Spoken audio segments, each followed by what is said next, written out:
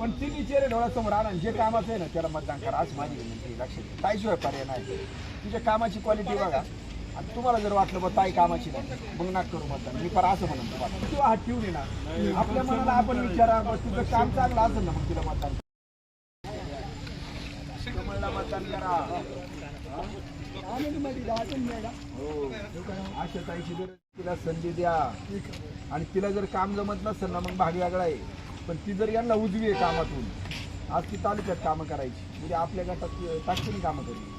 कोणाला हात पसरायची गरज नाही, पक्ष म्हणून नाही. दौलतराव एक छातीवर हात ठेवून ये ना, आपल्या मनाला आपण विचारा, बस तुझं काम चांगलं असेल ना, मग तिला मतदान करा. हा पक्ष जाऊ दे, पक्ष म्हणून नाही. पण तिन्ही चेहरे डोळ्यासमोर आणा, जे कामाचं आहे ना त्याला मतदान करा, आज माझी विनंती. लक्षात घ्या, ताईशिवाय पर्याय नाही.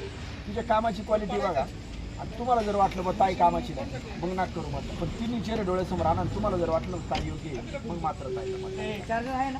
पण संधी द्या व्यक्ती म्हणून. निलेश शेठ, किल्ले शिवनेरीच्या पायथ्याशी आपण, आणि प्रचाराचं रणधुमाळ चालू आहे. रविवार आहे, या ठिकाणी आलेली बरेच मंडळी आहे. आपण आता प्रचाराच्या रणधुमाळीमध्ये आहेत. काय नक्की काय सांगताय सगळ्यांना?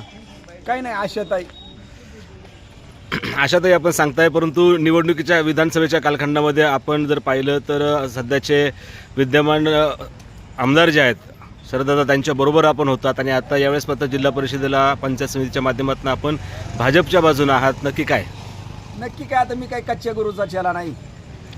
लक्षात घ्या, आता कच्च्या गुरुचा चेला नाही म्हणजे तुमच्या लक्षात आलं असेल, 2009ला आमचं आमदारकीचं तिकीट गेलं शरददादांचं, 14ला आम्ही इंजिन आणलं, 19ला परत वेगळं घेतलं, आणि आता ह्या निवडणुकीतही बरोबर ना. बरोबर आहे. शेवट आता निवडून यायचं म्हणलं थांबून चालत नाही ना. तिकडनं तिकीट मिळत नव्हतं, इकडनं घेतलं, वेगळा काय विषय नाही. नाही तर तिकीट घेतलं, परंतु तुम्ही जसं म्हटलं तर शरददादांचे उजवे हात म्हणून तुम्हाला म्हटलं तर काय वावगं ठरणार नाही. एक कुटुंबातला घटक म्हटलं तर वावगं ठरणार नाही. तरी देखील आपल्याला डावललं गेलं की आपण बाजूला निघालात वातावरण पाहून. काय नक्की? नाही, असं काही नाही. ते आजही आपले चांगले मित्र आहेत. शरददादा आपले चांगले मित्र आहेत. ते फक्त म्हणाले तर वरच्या शिटाला मदत कर जिल्हा परिषदेच्या, तू लढू नको, एवढाच विषय झाला. आणि मी माझ्या हट्टाला कायम राहिलो, मला लढायचं आहे, बाकी काही नाही. मी प्रेमाने त्यांना सांगितलं मला लढायचं आहे, मला लढू द्या, तुम्ही तुमची तयारी करा, मी माझी तयारी करतो, बाकी वेगळा काय विषय. म्हणजे प्रेम आहे तसंच राहणार आहे. मग आता काय राजकारणात काय वैरी असतो का? कोण कोण कधी जवळ येईल भरोसा आहे कसं आहे? काय राजकारणात कुणी कधी एकत्र येतं ना. निवडणुकीपुरते वादविवाद होतात, प्रेम कायम राहील, मैत्री कायम राहील, पण राजकारणात मात्र मी माझा आणि ते त्यांचं काम करतो. मागच्या वेळेसही उभे राहिला होतात, त्यावेळेसचा अनुभव, यावेळेसचा अनुभव काय दिसते?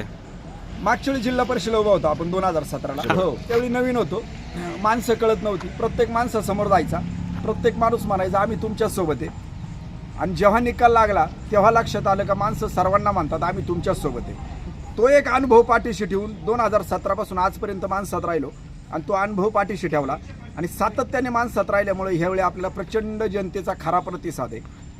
ज्येष्ठांचा, महिलांचा, तरुणांचा प्रचंड प्रतिसाद. मागच्या जसं माणसं म्हटली तुमच्याबरोबरच आहोत, आत्ताही म्हणतायत तुमच्याबरोबरच आहोत. नक्की काय? नाही, आता माणसं ओळखली, आता आपल्याबरोबर आहे बोलण्याची पद्धत.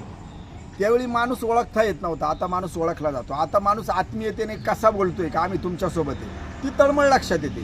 त्यावेळी माणसं ओळखत नव्हती, आता माणसं ओळखतात आहे. 100% जनता आपल्यासोबत राहणार आहे. मग हे पक्षासाठी का माणसांसाठी? हे पहा, आता मी वैयक्तिक माझा पक्ष आणि माणूस हे दोन्ही पाहतोय, तो विषय नाही. पण शेवटी एखाद्या माणसाला पक्ष पसंत नसतो, ही वस्तुस्थिती आहे. एखाद्या माणसाला पक्ष पटत नाही, मग त्या ठिकाणी म्हणावं लागतं ना का विनंती आहे, पक्षाकडे पाहू नका, माणूस पहा. साहजिक आहे, शेवट मतदान घ्यायचंय. एखाद्याला नाही आवडत पक्ष, मग त्याला आपल्याला म्हणावं लागतं बा माणूस म्हणून सहकार्य करा. तुमची गडबड दिसते, तुम्ही सारखं घड्याळ पाहताय. ठीक आहे, काही नियोजन असेल घड्याळाचं पण असू शकतं, परंतु म्हणण्याचा उद्देश मला फक्त एकच आहे की तालुक्याचे आमदार शरददादा आहेत, आशाताई देखील आमदारकीला उभ्या राहिल्या होत्या, पालकमंत्री अजितदादा आहेत, राज्याचे उपमुख्यमंत्री आहेत ते, आणि शरददादा जर तालुक्याचे आमदार आहेत आणि एकनाथ शिंदे हे देखील त्या ठिकाणी उपमुख्यमंत्री आहेत, तर हे सगळं गोळाबेरीज करून तुम्ही अचानक भाजपच्या तिकिटावरती निवडणुकीला उभं राहताय. त्या ठिकाणी जिल्हा काय नक्की काय आमच्या काय लक्षात येत नाही. साहेब, राज्यात हे सगळे एकत्र आहे, धनुष्यबाण एकत्र आहे, घड्याळ, बीजेपी हे राज्यात एकत्र आहेत ना. मग अडचण काय? मग मोठ्यांनी एकत्र राहायचं, मग कार्यकर्ता जर त्याच्या पद्धतीने एकत्र राहायला गेलं तर अडचण काय साहेब? आता हे विधिमंडळात गेले, सत्तेत राज्यात एकत्र आहेत ना. मग जर घरातल्या एखाद्या कार्यकर्त्यांनी, गावातल्या सामान्य कार्यकर्त्यांनी या 3 पक्षातलं एखादं चिन्ह निवडलं तर अडचण काय साहेब? त्याच्यासाठी काय अडचण झाली पाहिजे सांगा बरं तुम्ही. मग इथं पण तुम्ही एकत्र येऊन का नाही आले सगळे असं विचार करून? नाही काय होतं, शेवट तालुक्याचं नेतृत्व काय निर्णय घेतं याच्यावर आहे. आणि आशाताईंना थांबवण्याचा प्रयत्न होता, ह्या गटात लढू नका असं म्हणणं होतं त्यांचं. पण शेवटची ज्या ताई 4 वेळा झेडपी झाल्यात, आता 5वी वेळ आहे. विकासाच्या मुद्द्यावर ताई निवडणूक लढत आहेत, निवडून येणारा 4 आहे. ते गट सोडून दुसरीकडे बिनविरोध कसे जातील किंवा थांबतील कशा सांगा तुम्ही. तो लहान बाळाला विचारलं तरी सांगेल कोणी पण का ताई थांबतील कशा 5वी वेळा असताना, आणि मग एकत्र कोणत्या मुद्द्यावर येणार ना. एकंदर ताईंसाठी आपण मतदान मागताय. तुम्ही आम्हाला मागच्या वेळेस म्हटलात की ताई यावेळेस 100% निवडून येणार, आपण त्या पक्षात नाहीत, निश्चित आपण तेच म्हणणार. परंतु पलीकडचे दोन्ही उमेदवार हे तसे ताकदीनं बलाबलीचे आहेत. नक्की काय सांगाल? नाही, मला असं वाटत विकासाच्या मुद्द्यावर ताई पुढं बलाबलीचं कोण आहे कसं मानता येईल सांगा बरं. ताईंची गटातली कामं काढा आणि दोन्ही उमेदवारांची गटातली कामं काढा, कसं मानता येईल ताईच्या ताकदीचे कसं मानता येईल तुम्ही सांगा. जर ताईची गटात कामांची बेरीज केली, ताईच्या तालुक्यातल्या कामांची बेरीज केली, तर 2 उमेदवार हे ताईंच्या ताकदीचे आहेत असं नाही म्हणता यायचं. कसं कोणत्या अँगलने तुम्ही म्हणता हे ताईच्या जोडीचे उमेदवार आहेत, ताकदीचे आहेत? बेरीज मारा ना, ताईंच्या गटातल्या कामांची बेरीज मारा ना तुम्ही. विकासावर निवडणूक आहे, 100% विकासावरती निवडणूक आहे. परंतु महिनाभरापूर्वी आपण संतोषदादांबरोबर होतात, संतोषदादा चव्हाणांबरोबर होतात, आज निलेश चव्हाण ताईंबरोबर आहेत. काय गावात वातावरण काय? नाही मग बरोबर होतो, म्हणजे भाऊय म्हणल्यावर सोबत राहणारच ना हो. ज्या दिवशी निवडणूक अर्ज भरला, माझं तिकीट फायनल झालं, त्या दिवशी आम्ही राजकारणात वेगवेगळे ना, त्याच्या अगोदर बरोबर होतो, सोबत फिरत होतो, तो विषय नाही. पण जेव्हा दोघांच्या दिशा ठरल्या, दोघांचा रस्ता वेगळा लक्षात आला, तेव्हा आम्ही आपले वेगवेगळ्या वाटेने चाललोय दोघे पण. मतदारांना काय आवाहन कराल? मतदारांना एकच आवाहन करेन का भूल थापांना बळी पडू नका. निवडणूक आली म्हणून जेवणावळी घालणाऱ्यांच्या मागे जाऊ नका. निवडणूक आली म्हणून रस्त्यावर मुरम टाकणाऱ्याच्या मागे जाऊ नका. निवडणूक आली म्हणून खिशातल्या पैशाने शेड टाकून देणाऱ्याच्या मागे जाऊ नका.